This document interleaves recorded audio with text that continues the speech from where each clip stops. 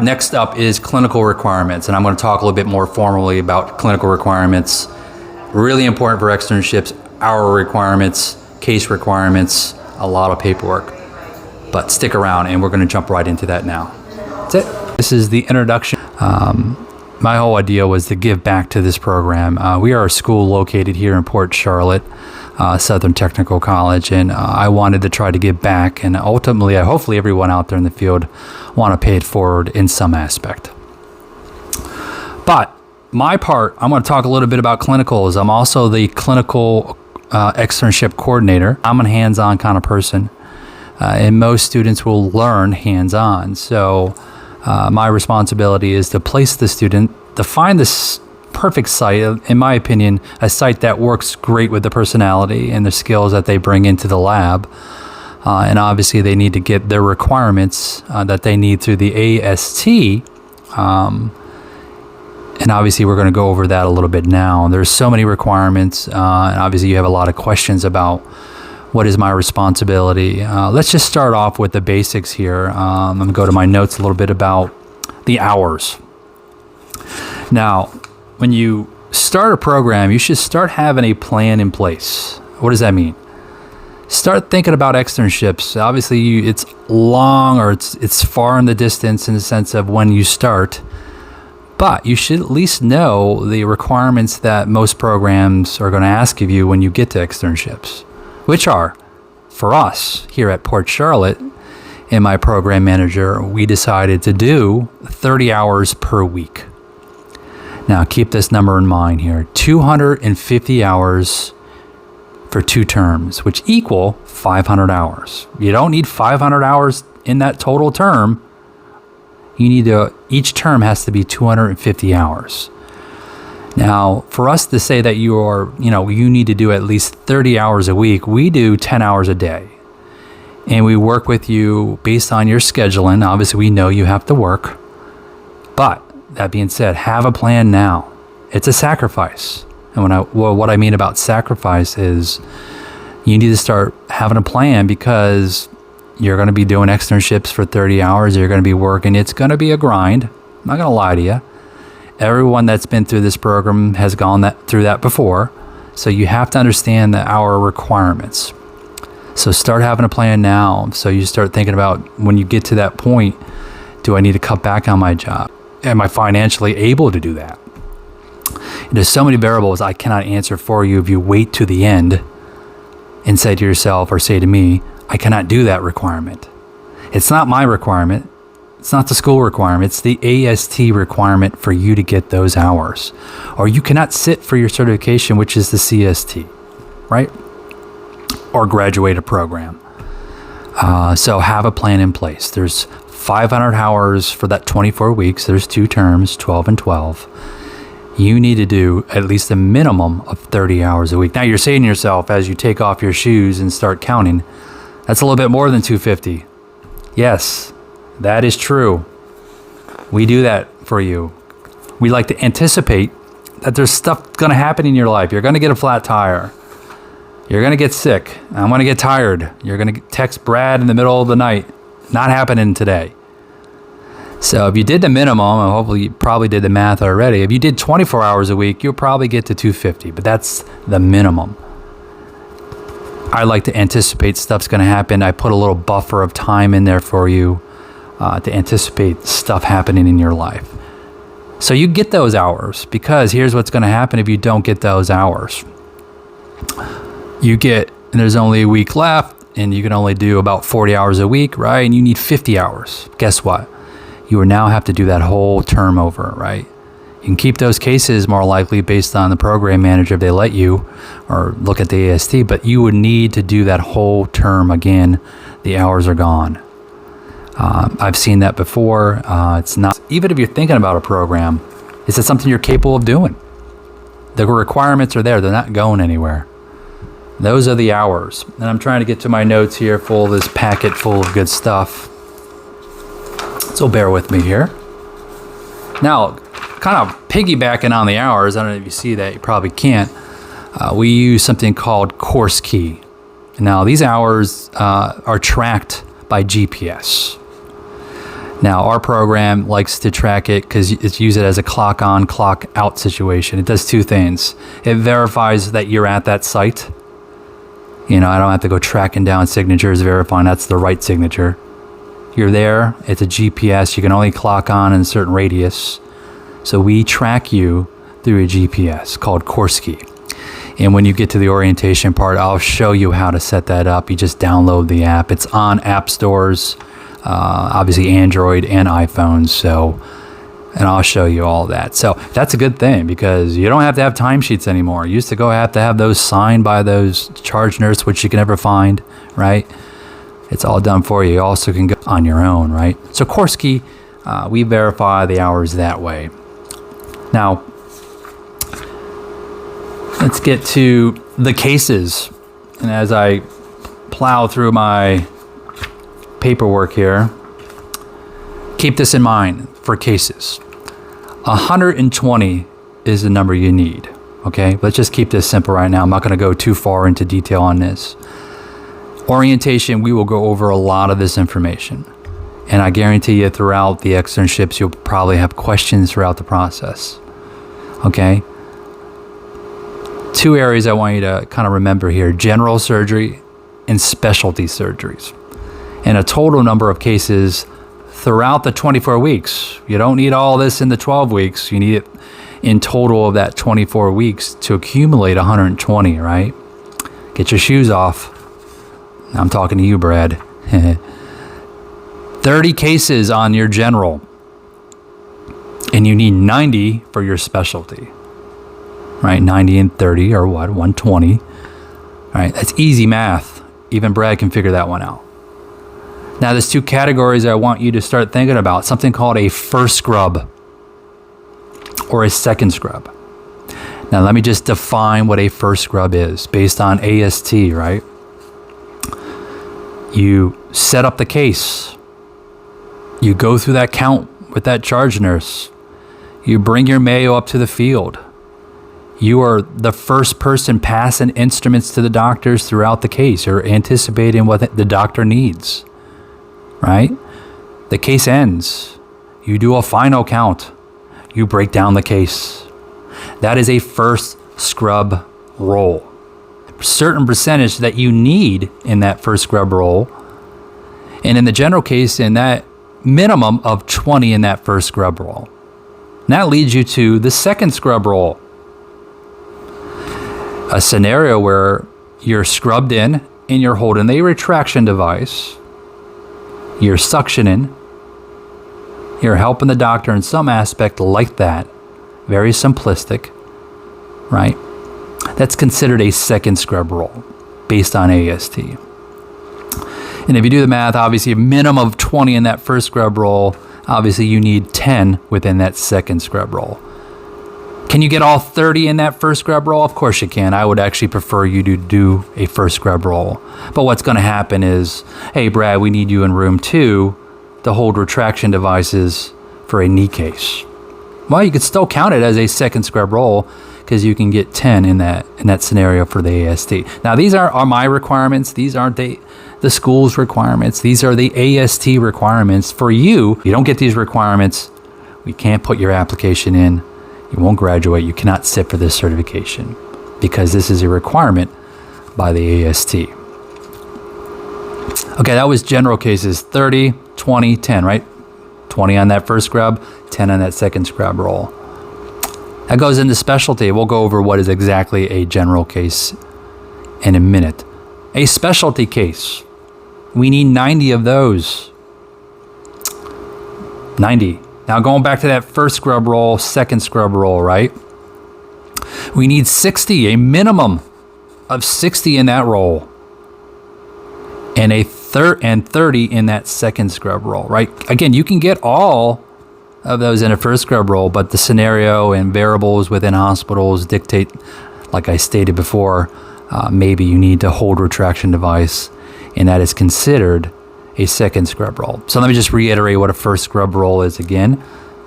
You set the case up, you go through a count, you organize your Mayo, you bring it up to the field, you're part of the case passing things to the doctor, you go through a final count, and you break that case down.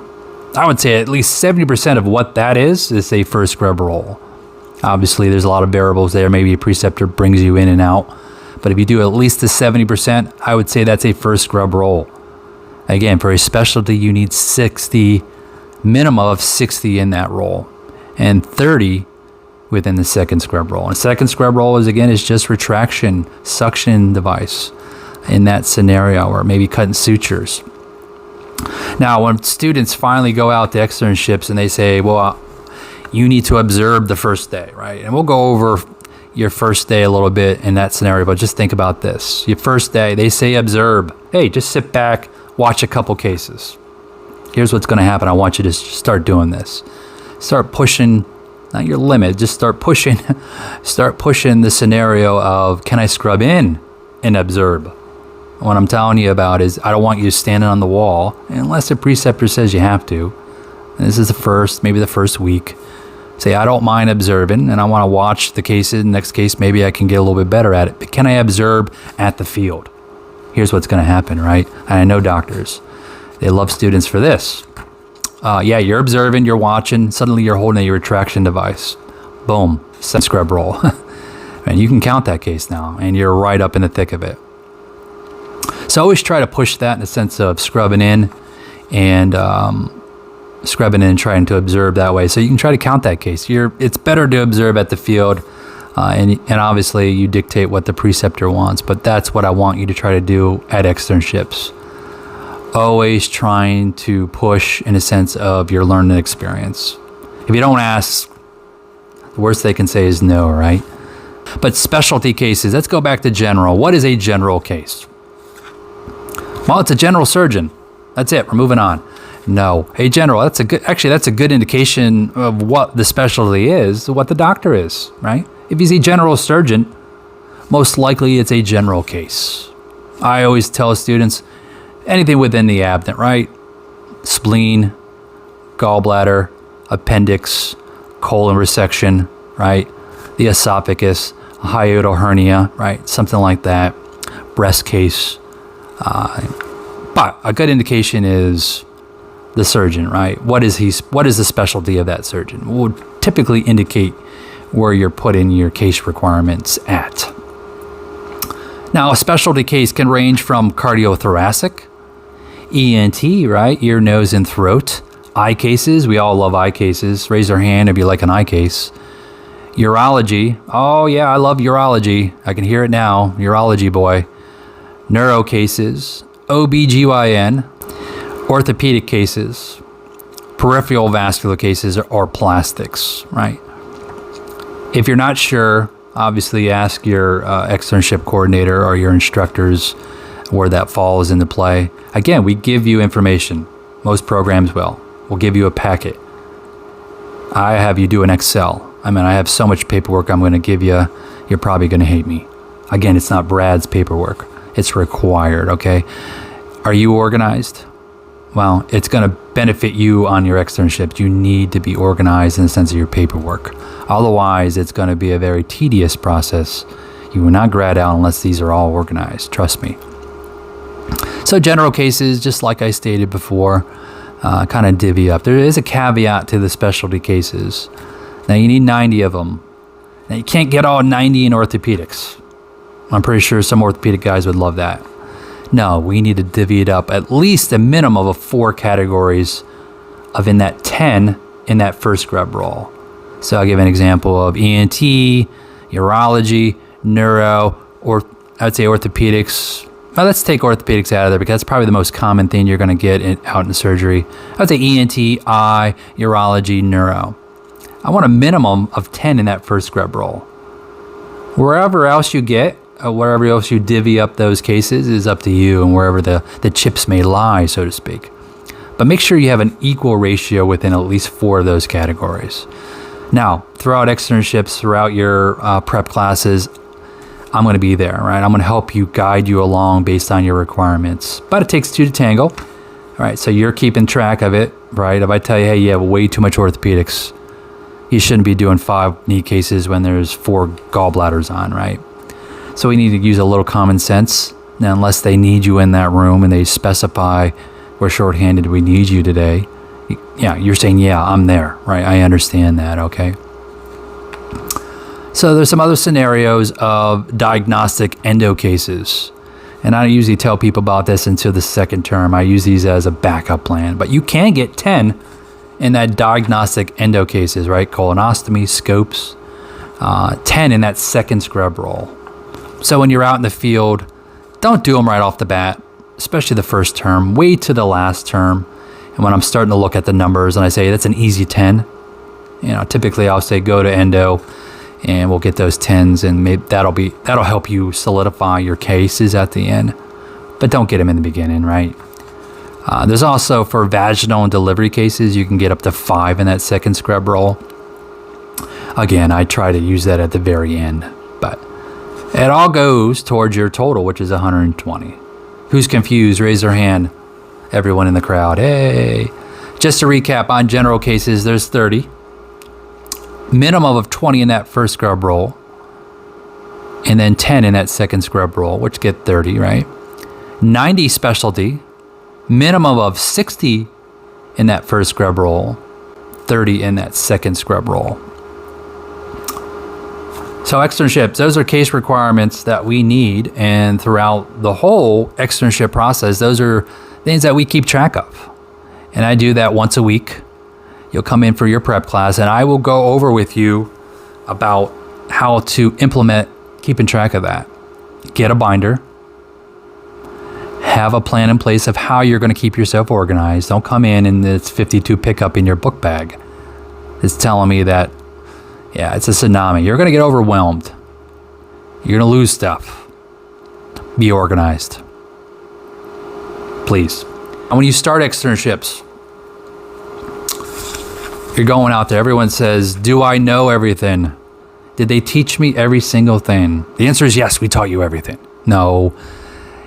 Obviously, there's a lot of information this program is thrown at you. This is where you're going to start to implement things that you learned. But do you have to go back and kind of refresh your memory on things? Yes, everyone does. So what does that mean? Anatomy, right? That's a hard thing to, it's a constant battle to learn anatomy for everyone. If you don't use it, you'll lose it. But what I want you to say is when you go to externships, the first week, let's say you're starting externships, you're going out the first day, right? You're going to be nervous, right? Channel those nerves. If you're not making mistakes, you're not learning. Just don't make 15 mistakes in one day. No. You're there to learn at externships. So stuff's going to happen. You just progressively get better. You do one gallbladder, right? You do the next gallbladder. If you have not improved in some aspect, you're just not getting better. You should ask yourself, what am I doing wrong? Right. Now, what is a preceptor? That's someone that's going to be teaching you your job, right? So, surgical technologist that works in the field. And it's just not one preceptor. It's who you're assigned to in that room, right? You're in room 2. You're with Brad today. That's your preceptor. And everyone's a little bit different in how they teach. So the correct answer is, yes, I'll do it your way. And if you go to another room and someone does it a little bit differently, don't say that's not the way so-and-so showed you that. You just take every little information that people give you and you make it your own as soon as you graduate and go into the field. I have so many varieties of ways people have shown me how to set up a field, and I kind of took it and made it my own, right? So, externship spheres, right? Yes, ma'am. Yes, doctor. Correct it and just move on, right? Take that experience. There's going to be some ups and downs. I got it. Get to that day. You're going to be so excited some days, and some days you're going to question yourself. That's normal, okay? That's a normal thing, but I know you can do it, okay? Give yourself a little bit of a break.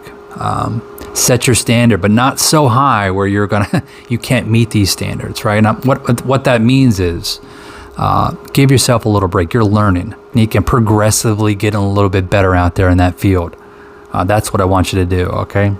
So the first day you're out there, you're going to go to that charge nurse desk. Each one of you, I'm going to go to your sites. If not me, someone's going to go with you. Make sure you're comfortable. You go to your sites. We give you a tour. We show you where the locker room is. We show you who the charge nurse is. So the charge nurse, do not make that person angry, all right? Whatever you do at the site, you go through that charge nurse. No matter if that preceptor, that person you're working with says otherwise. The reason is because that charge nurse knows more about what's going on in real time. Maybe a doctor's having a bad day and you get thrown into a room. We don't want to put you through that scenario. Maybe he doesn't want a student in there. So verify through that charge nurse what changes in or who I'm with. Those are just some examples of the clinical requirements. Not examples, but maybe a little short synopsis of the requirements. These are things that we're going to talk to you about throughout the whole process. And obviously the students that are in my class, we're going to go over in a lot more detail. We'll have an orientation. I'll have a packet for you. But remember, externships, it's a time for you to have fun. It's a time for you to implement the things you've learned throughout the program. And even the things that maybe you forgot, or maybe things that maybe you didn't comprehend too well. Make a note of it. Do some research. If you're in a case the night before and you know you're in a gallbladder, an appendix, colon resection, whatever, right? If you go in the next day and you did no research whatsoever, I mean, that's your own fault, right? Someone turns to you, you have any idea what we're looking at. Have some understanding of the anatomy, right? I'm not expecting you to be proficient at it, but you should know the basics of what we're looking at. That's going to help you anticipate, right? In the beginning, that's probably the last thing you're going to worry about. But that goes back to progressively getting better. Your first step is to be proficient on that back table. Can you set up the instruments of what the doctor is requiring? And eventually you should progressively get anticipating the order that the doctor wants. That takes time. Trust me, over time you get better. It's a craft, right? You have to shape that craft in some aspect. Have fun at externships, okay? Don't give up. Trust me. Externships is a time for having fun, but also a time to learn. So again, if you're not making mistakes, you're not learning.